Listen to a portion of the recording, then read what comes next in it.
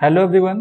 इस वीडियो में हम लोग उदासीनता वक्र के गुण के बारे में बात करेंगे या प्रॉपर्टीज ऑफ इंडिफरेंस कर्व की बात करेंगे। तो सबसे पहले उदासीनता वक्र की अगर बात करें तो उदासीनता वक्र दो वस्तुओं के उन विभिन्न संयोगों को बतलाता है जिन पर उपभोक्ता को समान संतुष्टि मिलती है। अब हम इसके गुण की बात करते हैं। तो सबसे पहला गुण यह होता है कि अगर हमारे पास एक उदासीनता मानचित्र हो, उदासीनता मानचित्र जिसकी बात हमने पिछले वीडियो में की हुई थी, उसमें हमने देखा था कि एक ही डायग्राम में बहुत सारे उदासीनता वक्र हैं और दाहिनी ओर स्थित उदासीनता वक्र संतुष्टि के एक ऊंचे स्तर को प्रदर्शित करता है। तो जैसे जैसे आप उदासीनता मानचित्र में या इंडिफरेंस मैप में ऊपर दाहिनी ओर बढ़ेंगे तो ऊपर दाहिनी ओर वाला उदासीनता वक्र आपको अधिक संतुष्टि के स्तर को प्रदर्शित करता जाएगा, क्योंकि वहां पे वस्तुओं और सेवाओं का अधिक मात्रा उपलब्ध रहेगी उपभोक्ता के उपभोग करने के लिए। दूसरी बात, यह माना जाता है कि उपभोक्ता की प्राथमिकताएं एक रस होती है या मोनोटोनिक होती हैं। मोनोटोनिक का मतलब उपभोक्ता को हमेशा वस्तुओं की अधिक मात्रा कम मात्रा की अपेक्षा पसंद होती है, क्योंकि अधिक मात्रा प्रयोग करने से उपभोक्ता की संतुष्टि अधिक होती है। इसको हमें डायग्राम से समझने का प्रयास करते हैं। जैसे ये डायग्राम है, इसमें हमें IC1, IC2, IC3 तीन उदासीनता वक्र हैं। ये हमारे पास एक इंडिफरेंस मैप है या उदासीनता मानचित्र है। तीन इंडिफरेंस कर्व हमको दिखे, IC1, IC2 और IC3। तो जैसे जैसे हम दाहिनी ओर बढ़ेंगे यह हमें संतुष्टि के एक ऊंचे स्तर पे लेके जाएगा। जैसे आप इसके A बिंदु पर थे, A बिंदु से आप B बिंदु पर गए तो यहाँ पे क्या होगा, A बिंदु पर आप वस्तु X की X1 मात्रा तथा वस्तु Y की Y1 मात्रा का प्रयोग कर रहे थे, किंतु बिंदु B पर क्या कर रहे हैं आप X और Y दोनों वस्तुओं की अधिक मात्रा का प्रयोग कर रहे हैं। इसी प्रकार जब आप बिंदु C पर जा रहे हैं IC3 पर, तो ये X और Y वस्तु की और भी अधिक मात्रा का प्रतिनिधित्व कर रहा है। आप अगर ऐसे भी जा रहे हैं सीधे इस तरीके से B से C पे गए और D पे गए, तो C बिंदु पर क्या हो रहा है, A बिंदु पर आप X की Y वस्तु की Y1 मात्रा और X की X1 मात्रा का इस्तेमाल कर रहे थे। जब आप IC2 के बिंदु C पर गए तो यहाँ पे आप Y की तो सेम मात्रा का इस्तेमाल कर रहे हैं, लेकिन X की मात्रा आपकी बढ़ गई है। तो ये जो है बिंदु A की अपेक्षा C उपभोक्ता को ज्यादा पसंद आएगा। वहीं अगर आप C के बाद बिंदु D यानी तटस्थता वक्र 3 पे चले जाते हैं तो यहाँ पे क्या होता है, Y की तो सेम मात्रा होगी लेकिन X की मात्रा में हमारी वृद्धि हो जाती है। तो यही कह रहा है कि उच्च उदासीनता वक्र बड़े बंडलों का प्रतिनिधित्व करता है, अर्थात ऐसे बंडल जिसमें दोनों की अधिकता होती है या कम से कम एक की अधिकता होती है। यहाँ पे क्या है, जब A B C पे जा रहे थे तो दोनों की अधिकता मिल रही थी हमको, लेकिन A से C और D पे गए तो यहाँ पे X वस्तु की अधिकता हमें मिल रही थी। और उपभोक्ता का जो प्राथमिकता होती है, प्रेफरेंस होता है, वो मोनोटोनिक होता है, यानी उसे वस्तुओं का बड़ा बंडल पसंद आता है, जिसमें वस्तुओं की अधिक मात्रा होती है वह उसे ज्यादा पसंद आती है। एक आपको काम करना होगा अपने से कि आप एक लाइन ऐसे ड्रॉ करेंगे। यहाँ पे मान लेते हैं बिंदु E है और F है। बिंदु E और F पे जाने पे उपभोक्ता का संतुष्टि किस प्रकार से बदल रहा है, क्या दोनों वस्तुओं के संयोग में वृद्धि हो रही है या केवल एक वस्तु की मात्रा में वृद्धि हो रही है या किसी की मात्रा घट रही है। इसको आपको फिक्स अपने से करना है। अब यहाँ पे हम लोग तटस्थता वक्र की दूसरी विशेषता के बारे में बात करते हैं। यह कहता है कि दो अनधिमान वक्रों के बीच कई अन्य अनधिमान वक्र हो सकते हैं। ये उदासीनता वक्र को अनधिमान वक्र, तटस्थता वक्र भी कहते हैं। इंग्लिश में केवल इंडिफरेंस कर्व कहते हैं। ये कह रहा है कि अगर दो तटस्थता वक्र आपके पास हैं एक ही डायग्राम में, एक IC1 है मान लेते हैं और दूसरा आपका है IC2, तो इस IC1 और IC2 के बीच में अनंत तटस्थता वक्र हो सकते हैं, IC3, IC4, जो कि संतुष्टि के अलग अलग स्तरों को बतला रहे होंगे।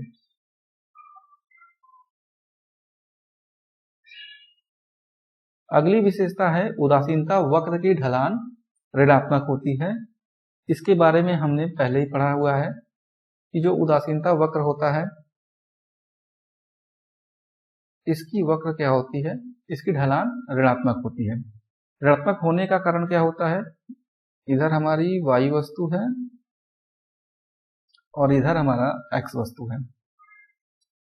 जैसे हम A बिंदु पर थे तो y की y1 और x की x1 मात्रा का प्रयोग कर रहे हैं। A बिंदु से जब B बिंदु पर जाएंगे तो क्या हो रहा है, आपका x की मात्रा बढ़ रही है लेकिन y की मात्रा क्या हो जा रही है, आपकी घट जा रही है।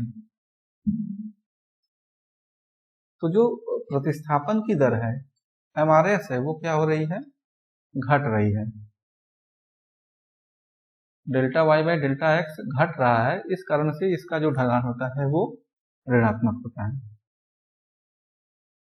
इसमें क्या कह रहा है कि एक उदासीनता वक्र में नकारात्मक ढाल होता है, यानी बाएं से दाएं नीचे की ओर ढलान वाला होता है, क्योंकि कोई उपभोक्ता किसी वस्तु की एक इकाई जैसे सेव लेने का निर्णय लेता है तो उसे दूसरी वस्तु संतरे की मात्रा में गिरावट करनी होगी, तभी वह संतुष्टि के पहले वाले स्तर पे बना रहेगा।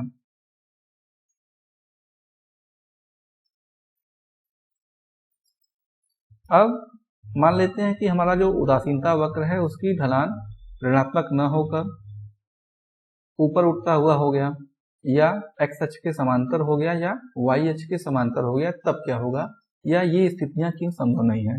तो सबसे पहले स्थिति 1 को देखते हैं कि ऊपर की ओर उठते हुए उदासीनता वक्र होने पर क्या होगा।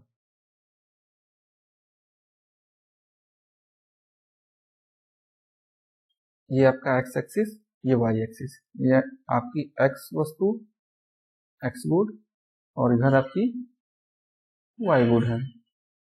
मान लेते हैं जो तटस्थता वक्र है वो ऊपर की ओर बढ़ता हुआ है। अब इसके एक बिंदु आप A पर हैं, एक बिंदु A पर हैं तो आप x की y की OY1 और x की OX1 मात्रा का प्रयोग कर रहे हैं। A बिंदु से B बिंदु पर जाते हैं तो क्या हो गया, x की x2 मात्रा और y की y2 मात्रा का इस्तेमाल करने लगते हैं। तो क्या हुआ, यहाँ पे जो संतुष्टि का स्तर है बिंदु A पर और बिंदु B पर जो संतुष्टि का स्तर है वो दोनों अलग अलग है। बिंदु B पे हमें संतुष्टि ज्यादा मिल रही है क्योंकि यहाँ पर हमें x और y दोनों वस्तुओं की अधिक मात्रा उपभोग करने के लिए मिल जा रही है, या ये एक ऊंचे बंडल x और y की एक अधिक मात्रा वाले बंडल को प्रदर्शित कर रहा है। तो ये हमारी जो तटस्थता वक्र की परिभाषा है उसकी उपयुक्त नहीं है, उसको फुलफिल नहीं करता है, या उसके विरोधाभास प्रकट करता है। तटस्थता वक्र की परिभाषा ये थी कि इसके प्रत्येक बिंदु पर उपभोक्ता को समान संतुष्टि मिलती है, लेकिन जब हमारा तटस्थता वक्र ऊपर की ओर बढ़ता हुआ होगा तो क्या होगा, ए बिंदु पर संतुष्टि का स्तर अलग होगा और बी बिंदु पर अलग होगा। यानी जैसे जैसे हम ऊपर की ओर बढ़ेंगे संतुष्टि का स्तर हमारा बढ़ता जाएगा, इसलिए हमारा ऊपर की ओर बढ़ता हुआ उदासीनता वक्र नहीं होगा। दूसरा है x अक्ष के समांतर होने पर। x अक्ष के समांतर होने पर मान लेते हैं क्या होगा, इसमें कुछ नहीं करना है, आपको एक डायग्राम बना दीजिए x अक्ष के समांतर। ये हो गया मान लेते हैं IC इंडिफरेंस कर्व है, इधर x गुड और इधर आपकी हो गई y गुड। इसके आप A बिंदु पर हैं तो y की OY1 मात्रा और x की OX1 मात्रा का प्रयोग कर रहे हैं। A बिंदु से आप इधर बढ़े B बिंदु पर तो क्या होगा, आप y की तो OY1 मात्रा का लेकिन x की OX2 मात्रा यानी x की पहले से ज्यादा मात्रा का प्रयोग कर रहे हैं। यानी जो संतुष्टि का स्तर A बिंदु पर था वो B बिंदु पर नहीं होगा, B बिंदु पर संतुष्टि का स्तर अधिक हो जाएगा। ये भी हमारे उदासीनता वक्र की परिभाषा के विपरीत है या विरोधाभासी है। इसके हर बिंदु पर उपयोगिता हमारी समान नहीं है या संतुष्टि का स्तर समान नहीं है। इसलिए हमारा जो तटस्थता वक्र होगा वह एक्स अक्ष के समांतर नहीं होगा। इसी प्रकार से हम वाई अक्ष के समांतर होने पर भी प्रूफ कर सकते हैं कि वाई अक्ष के समांतर होने पर क्या होगा। मान लेते हैं हमारा जो तटस्थता वक्र है वह वाई अक्ष के समांतर है। इधर हो गई आपकी एक्स गुड और इधर हो गई आपकी वाई गुड। इसके बिंदु मान लेते हैं हम ए पर हैं, तो ए बिंदु पर वाई की y1 मात्रा और x की OX1 मात्रा का इस्तेमाल कर रहे हैं।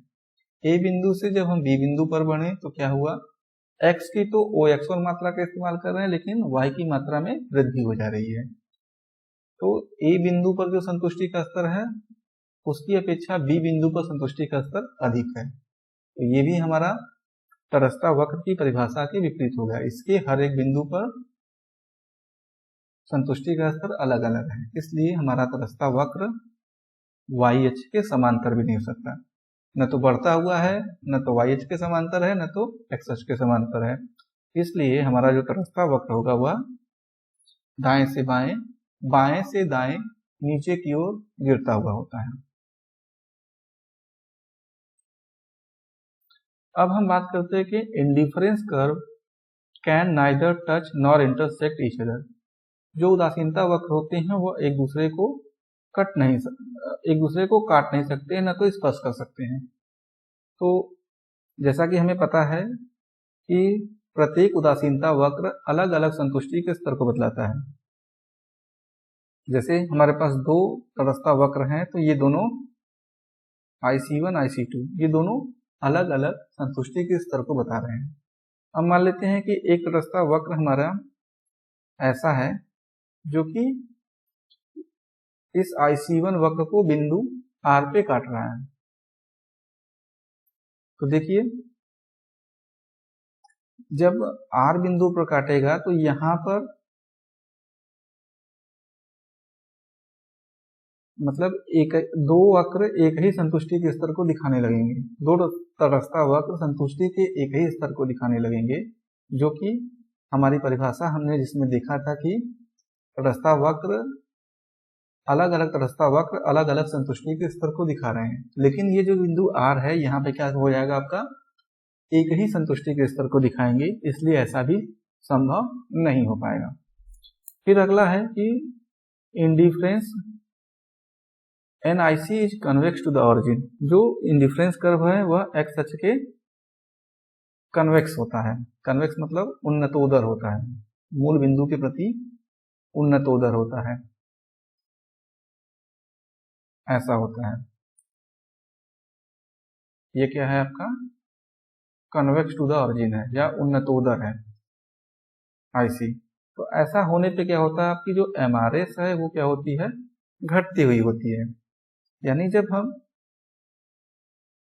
y वस्तु के बदले x वस्तु का प्रतिस्थापन करते हैं तो ये जो MRS की दर होती है वह कम होती जाती है। जैसे ये डेल्टा y जो आप देख रहे हैं, जब आप आगे जाएंगे तो ये डेल्टा y आपका कम हो जाएगा, ये कम होता जाएगा x की सेम मात्रा प्राप्त करने की प्रतिक्रिया में।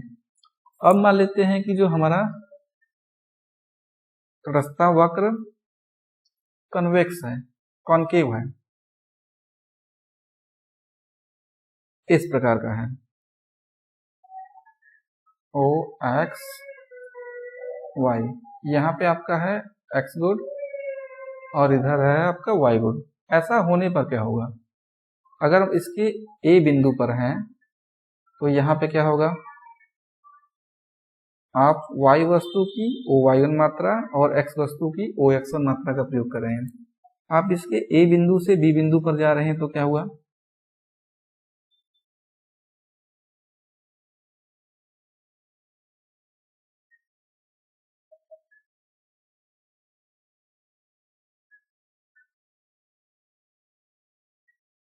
x की मात्रा बढ़ी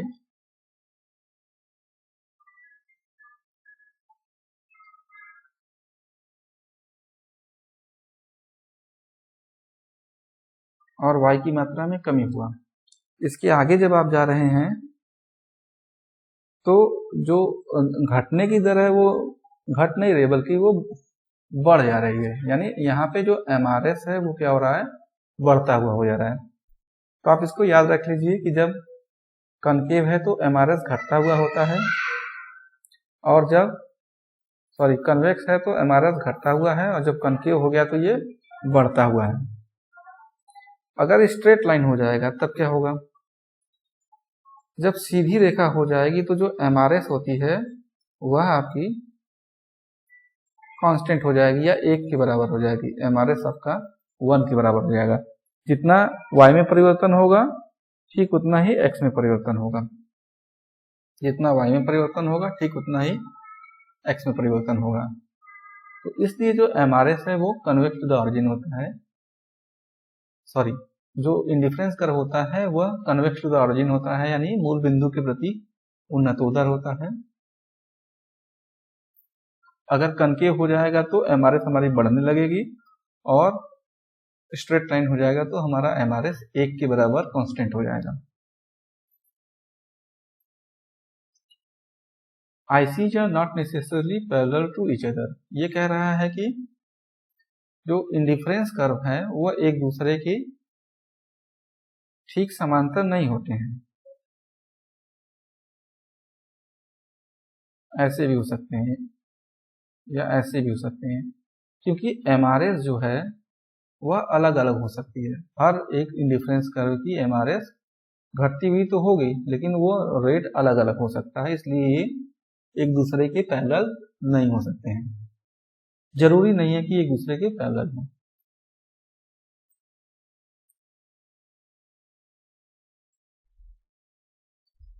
एक और चीज हो सकता है कि अगली जो इंडिफरेंस कर्व की विशेषता है कि यह अक्षों को छू नहीं सकते हैं। एक्स अक्ष को छू नहीं सकते हैं, ना तो वाई अक्ष को टच कर सकते हैं।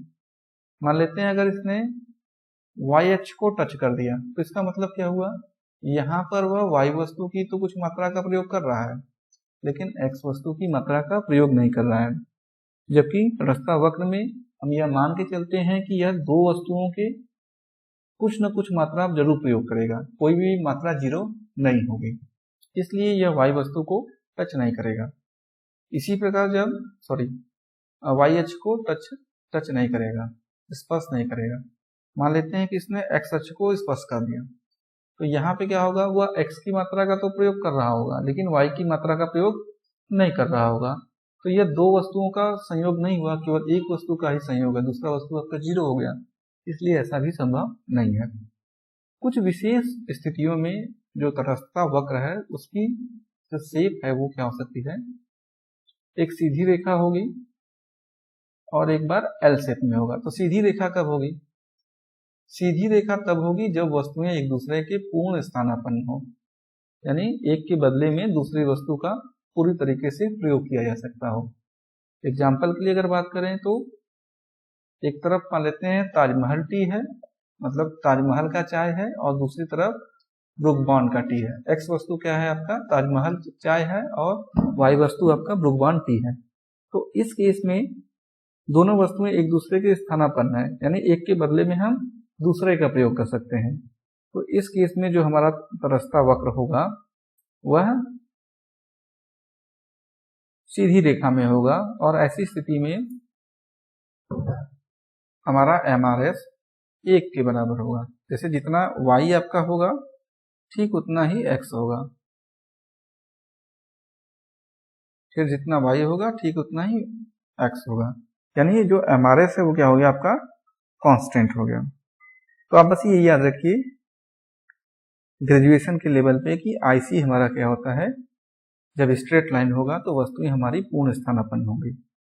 और इसके विपरीत एक स्थिति ये है कि हमारा जो इंडिफरेंस कर्व है वह समकोणी है, 90 एंगल का बना रहा है, इस प्रकार का होगा। तो ऐसा तब होगा जब वस्तुएं हमारी एक्स गुड और वाई गुड एक दूसरे के कॉम्प्लीमेंट्री हो। कॉम्प्लीमेंट्री का मतलब होता है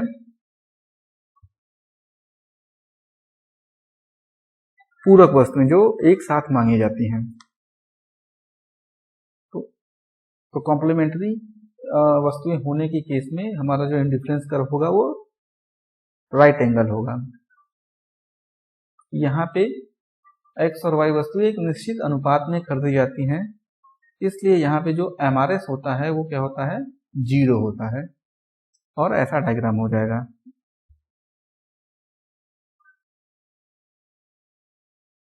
यानी जब आप आगे बढ़ेंगे तो इस प्रकार से A B C की तरह बढ़ेंगे, फिक्स प्रोपोर्शन में बढ़ेंगे। ये आपका इंडिफरेंस कर्व है, यहाँ पे MRS आपका 0 है। तो ये थी प्रस्ताव वक्र की